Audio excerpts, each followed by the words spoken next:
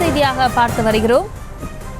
கனியாமூர் பள்ளி மாணவி மரணத்தை தொடர்ந்து நடந்த கலவரம் தொடர்பாக அறிக்கை தாக்கல் செய்ய ஆணையானது பிறப்பிக்கப்பட்டிருக்கிறது. சென்னை உயர்நீதிமன்றம் இந்த உத்தரவை பிறப்பித்திருக்கிறது. இது தொடர்பான மேலும் விவரங்களை எமது செய்தியாளர் மதியழகன் வழங்கிட கேட்கலாம். மதியழகன் வணக்கம். மேலும் விவரம்.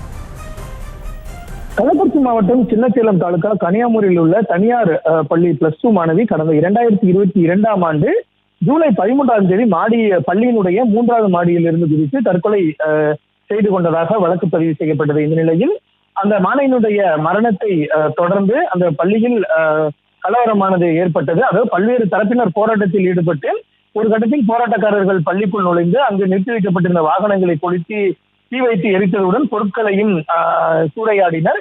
இந்த கலவரம் தொடர்பாக பதிவு செய்யப்பட்ட வழக்குகளை விசாரிக்க சிறப்பு புலனாய்வு குழு அமைக்கப்பட்டது.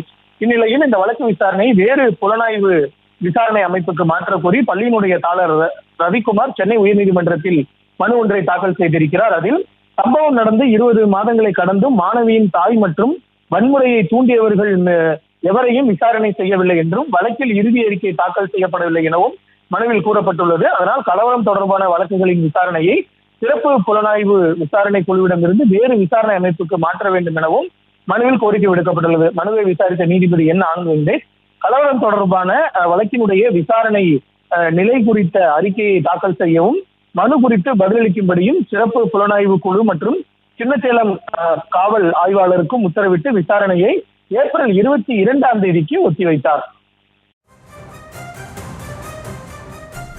விவரங்களுக்கு நன்றி மதியழகன். செய்திகளை உடனுக்குடனும் துல்லியமாகவும் தெரிந்து கொள்ள சப்ஸ்கிரைப் பண்ணுங்க.